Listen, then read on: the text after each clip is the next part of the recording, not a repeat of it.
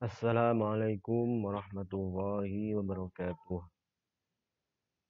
Bismillah walhamdulillah wassalatu wassalamu ala rasulillah wa ala alihi wa sahbihi wa man wala amma ba'd. Jumpa lagi di pertemuan yang ke-8 dalam perkuliahan online kita dengan mata kuliah Studi Al-Quran Hadis.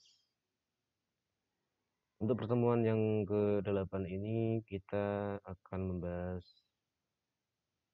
tema dan topik pembahasan mengenai Al-Quran dan sains. Al-Quran merupakan kalamullah yang merangkum berbagai macam ilmu dan berfungsi sebagai petunjuk atau hidayah bagi umat manusia sampai akhir zaman. Kandungan di dalam Al-Quran dinilai bisa menjadi dasar dan petunjuk para ilmuwan atau saintis muslim untuk menemukan pengetahuan-pengetahuan baru. Di dalam Al-Quran sendiri ada kurang lebih 800 ayat yang berbicara lebih spesifik mengenai alam. 800 ayat-ayat di dalam Al-Quran tersebut mempunyai pesan-pesan khusus. Saat manusia menjalankan pesan-pesan khusus tersebut, artinya manusia tersebut sedang menjalankan misi atau jalan sains teknologi. Bisa dikatakan bahwa sains itu ibarat sebuah produk. Jadi sains bisa dibangun tanpa Al-Quran, bisa juga dibangun dengan Al-Quran sebagai panduan dan petunjuknya. Gambaran atau ilustrasinya, orang yang merakit mesin sepeda motor, orang tersebut bisa menggunakan buku manual untuk petunjuk merakitnya, tapi bisa juga tidak memakainya. Sehingga Al-Quran itu ibarat buku manual, orang bisa pakai dan orang juga bisa tidak memakai. Bagi yang menggunakan buku manual sebagai petunjuk akan lebih baik dan tingkat kesalahannya kecil. Beda halnya dengan orang yang tidak menggunakan buku panduan, mereka bisa salah karena lupa, tapi juga bisa benar.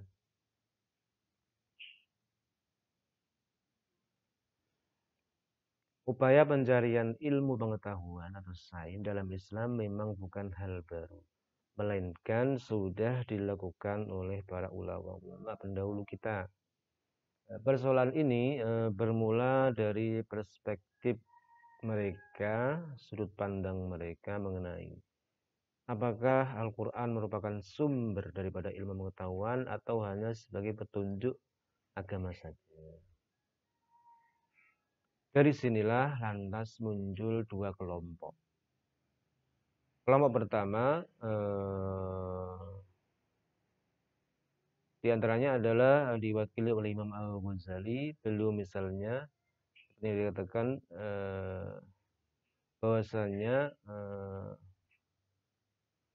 dalam Al-Quran banyak penjelasan esensi-esensi sifat-sifat yang berbuatan. Al-Quran itu laksana lautan yang tak bertepi, dan jika sekiranya lautan itu menjadi tinta untuk menjelaskan kata-kata Tuhan, niscaya lautan itu akan habis sebelum kata-kata Tuhan. Imam Asy'uti juga memiliki pandangan yang sama dengan mengatakan bahwa Al-Quran itu mengandung seluruh ilmu klasik dan modern. Kitab Allah itu mencakup segala sesuatunya, tidak ada bagian atau problem dasar suatu ilmu pun yang tidak ditunjukkan dan diisyaratkan di dalam kitab suci Al-Quran. Jadi kelompok kedua seperti yang diwakili oleh Asy-Syatibi dan pendukungnya mengatakan bahwa orang-orang soleh zaman dahulu, para sahabat, tidak berbicara tentang bentuk-bentuk ilmu, padahal mereka lebih memahami Al-Quran. Sehingga ulama-ulama masa kini yang tidak setuju dengan adanya konsep sains dalam Al-Quran berpendapat bahwa Al-Quran itu kitab petunjuk, kitab hidayah, di dunia maupun di akhirat, bukan kitab ensiklopedi sains. Mencocok-cocokkan Al-Quran dengan teori-teori sains yang tidak mapan, yang boleh jadi masih bisa berubah, berpotensi berubah, adalah sangat mengancam eksistensi Al-Quran itu sendiri. Jadi intinya pendapat yang kedua ini melihat bahwasannya kita tidak boleh gegabah begitu ada teori dalam sains langsung kita mencocokkan dengan Al-Quran. Boleh jadi teori ini adalah masih dalam fase perkembangan sehingga berpotensi untuk berubah atau bahkan disalahkan dengan teori yang muncul kemudian.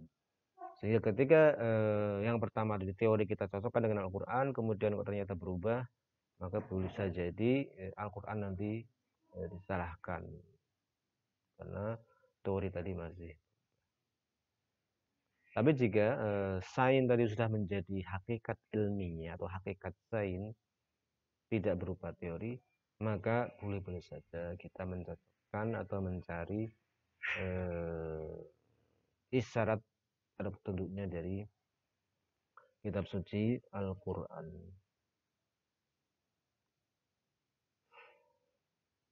Kemudian kita membahas tentang antara Al-Quran dan sains. Bagaimana hubungan atau kaitan? Para ulama mengatakan bahwasanya tidak ada benturan, tidak ada clash, tidak ada pertentangan antara Al-Quran dengan sains.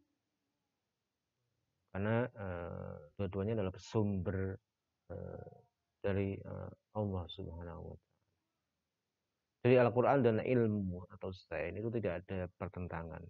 Atau kita katakan secara lebih umum bahwasanya agama dan sains itu tidak ada pertentangan. Itu dalam Islam. Alih-alih bertentangan, para saintis modern barat telah membuktikan bahwa Al-Quran itu sangat sejalan dan serasi dengan ilmu pengetahuan.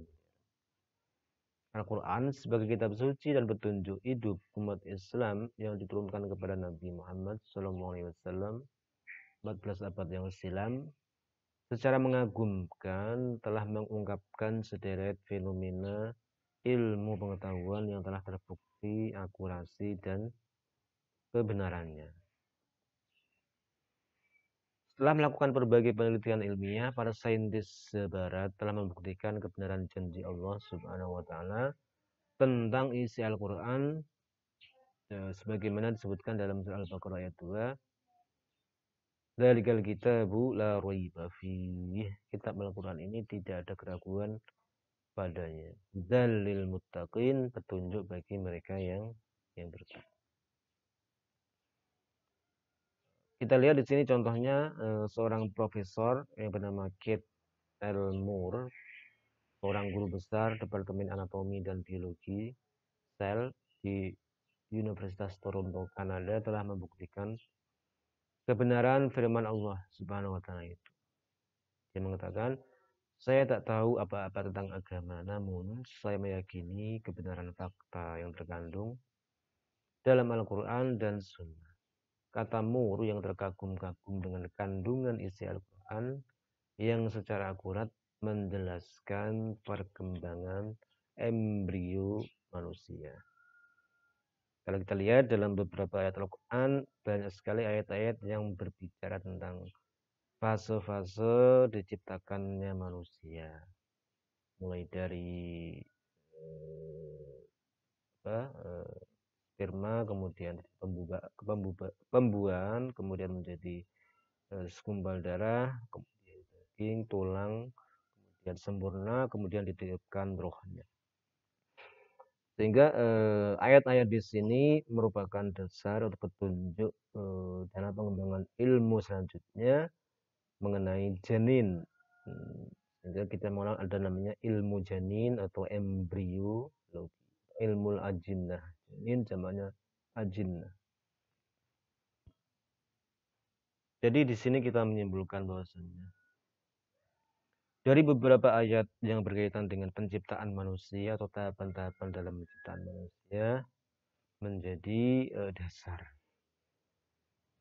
untuk perkembangan atau mengembangkan sains dalam bidang ilmu embriologi.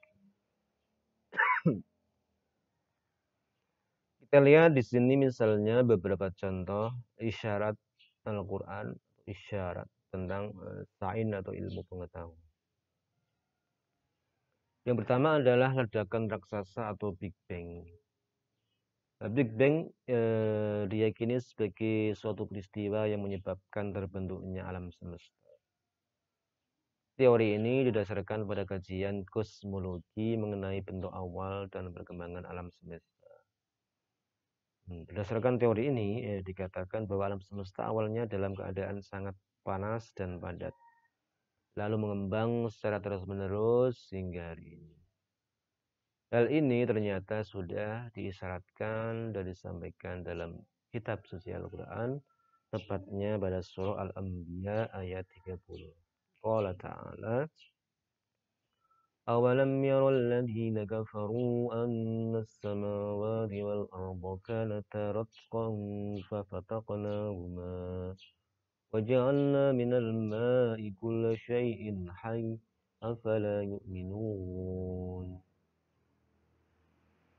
Dan apakah orang-orang kafir tidak mengetahui bahwasannya langit dan bumi itu dahulu adalah suatu yang padu, bersatu. Kemudian kami pisahkan keduanya, dan dari air kami jadikan segala sesuatu yang hidup, maka mengapakah mereka tidak juga beriman? Dalam ayat ini Allah mengisyaratkan dalam ayatnya, yaitu kanata ratqan fafataqnahuma. Jadi langit dan bumi itu pada asalnya adalah ratqan fafataqnahuma. Dahulu adalah sesuatu yang terpadu, kemudian kami pisahkan. Kemudian di potongan ayat selanjutnya, waja'alna minal ma'i kulla syai'in, juga mengandung isyarat sains bahwasanya segala yang hidup itu dijadikan Allah dari air. Jadi semua makhluk itu membutuhkan air, atau rumus kimianya H2O. Jadi semua makhluk yang hidup itu Allah jadikan dari air. Yang kedua, contoh lagi adalah pembentukan awan. Para saintis telah mempelajari beragam jenis awan. Selain itu, kalangan ilmuwan juga menilai proses terbentuknya awan dan bagaimana hujan terjadi. Secara ilmiah, saintis memaparkan proses terjadinya hujan dimulai dari awan yang didorong oleh angin. Awan cumulonimbus terbentuk ketika angin mendorong sejumlah awan kecil ke wilayah awan itu bergabung hingga kemudian terjadilah hujan. Tentang fenomena pembentukan awan dan hujan itu, Al-Quran pun menjelaskannya secara akurat. Dalam firman Allah dalam surah An-Nur ayat 43, yang artinya, tidaklah kamu melihat bahwa Allah mengarah awan, kemudian mengumpulkan antara bagian-bagiannya, kemudian menjadikannya bertindih-tindih. Maka kelihatanlah olehmu hujan keluar dari celah-celahnya, dan Allah juga menurunkan butiran-butiran es di langit, yaitu dari gumbalan-gumbalan awan seperti gunung-gunung. Maka ditimpakannya butiran-butiran es itu kepada siapa yang dikehendakinya, dan dipalingkannya dari siapa yang dikehendakinya. Kilauan kilat awan itu hampir-hampir menghilangkan penglihatan.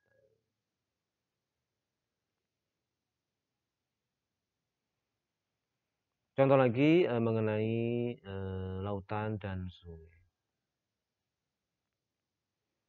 Ilmu pengetahuan modern atau sains modern telah menemukan adanya batas di tempat pertemuan antara dua lautan yang berbeda. Pembatas itu membagi dua lautan sehingga setiap laut memiliki temperatur, berat jenis, dan kadar garam masing-masing. Misalnya Laut Tengah atau Laut Mediterania, yaitu laut yang memisahkan antara benua Afrika dan benua Eropa, yaitu Laut Tengah atau Laut Mediterania, memiliki air yang hangat, serta kadar garam dan berat jenisnya lebih rendah dibandingkan dengan air di Samudra Atlantik. Temuan sains modern itu sejalan dengan Al-Quran yang telah mengungkapkannya sejak 14 abad lampau. Itu dalam surah Ar-Rahman ayat 19 ayat 20 Allah berfirman, qala ta'ala marajal bahraini yaltaqiyan bainahuma barzakhul la yabghiyan. Dia Allah membiarkan dua lautan mengalir, yang keduanya kemudian bertemu antara keduanya. Ada batas yang tidak dilampaui oleh masing-masing. Perbedaan kadar garam kedua lautan yang dipisahkan pembatas itu juga diungkapkan dalam surah Al-Furqan ayat 53. Wa huwa alladhi marajal bahraini hadza azbun furatun wa hadza milhun ujaj wa ja'ala bainahuma barzakhan wa hijran mahjura. Dan dialah yang membiarkan dua laut mengalir berdampingan. Yang ini tawar lagi segar dan yang lain asin lagi pahit. Dan dia jadikan antara keduanya dinding dan batas yang menghalangi. Dalam ayat ini Allah menyebutnya dinding atau pembatas dengan barzakh. Barzakhun la yabghiyan. Ada batas yang tidak dilampaui oleh masing-masing. Wa ja'ala bainahuma barzakhan wa hijran mahjura. Dinding dan batas yang menghalangi. Dari kata barzakh di sini diartikan sebagai pembatas. Begitu juga alam barzakh yang membatasi antara kehidupan dunia dan kehidupan akhirat. Ada batasan itu di alam barzakh. Sehingga Al-Quran menyebut barzakh atau dinding pemisah itu dengan menggunakan kata atau pilihan kata barzakh. Kebenaran ayat Al-Quran itulah yang membuat para saintis barat bekerja kagum dengan apa yang telah disebutkan dalam Al-Quran sejak 14 abad yang lampau.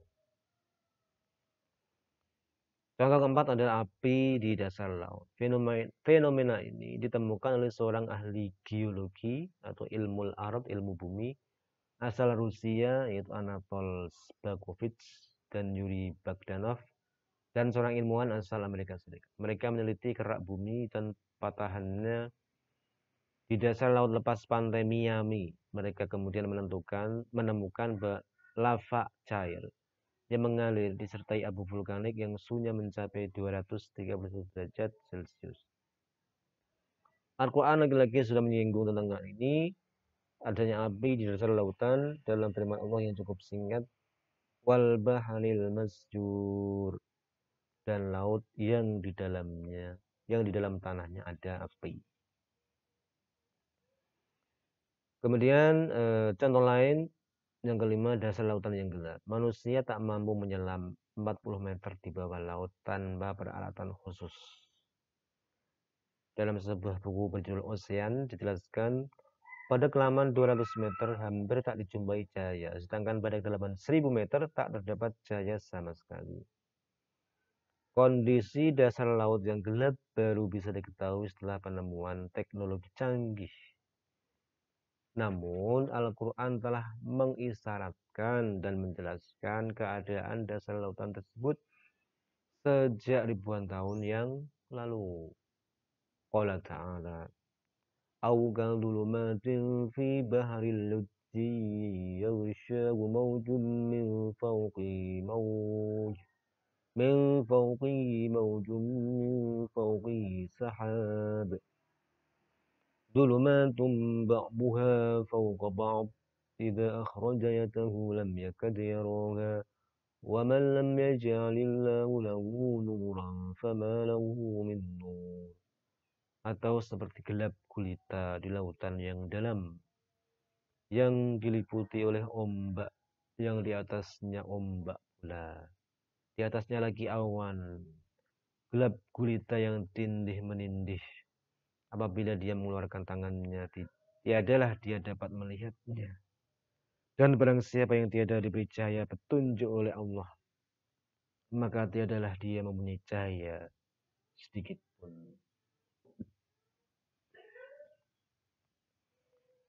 Contoh yang keenam adalah mengenai sidik jari manusia. Sidik jari ini ditemukan pada akhir abad ke-19. Sebelumnya mayoritas orang menganggap jika sidik jari adalah lengkuan-lengkuan biasa tanpa makna khusus. Setiap manusia termasuk mereka yang terlahir kembali, yang terlahir kembar identik, memiliki pola sidik jari yang berbeda. Dengan kata lain, salah satu tanda pengenal manusia terdapat pada sidik jari di ujung jari mereka. Hal ini telah disinggung dan diisyaratkan oleh Al-Quran dalam firman-Nya, "Bala qadirina ala an nusawwiya bananah."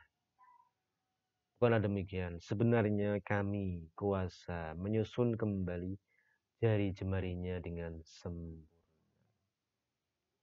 Ini menunjukkan kuasa Allah untuk mengembalikan kembali, menyusun kembali jari jemarinya dengan sempurna, dengan sidik jarinya pun akan kembali seperti semula.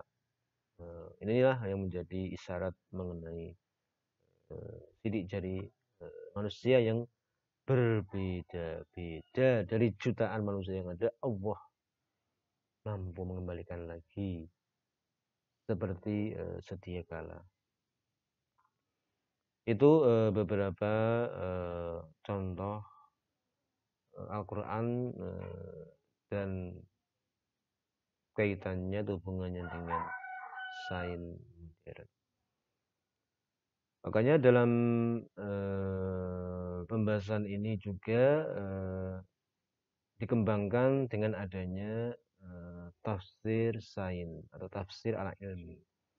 Jadi penafsiran ilmiah atau penafsiran sains mengenai ayat-ayat Al-Quran. Dan tafsir sains ini adalah sebagai tafsir modern untuk merespon kemajuan dalam bidang sains dan teknologi. Sehingga seorang muslim, seorang pengkaji Al-Quran tidak bisa lepas dari namanya tafsir sains. Karena kita lihat tadi bahwasanya Al-Quran sendiri kurang lebih ada 800 ayat yang berbicara tentang alam. Sedangkan dari 6.000-an ayat itu yang berbicara tentang hukum-hukum syar'i, ada ulama mengatakan tidak lebih dari 500.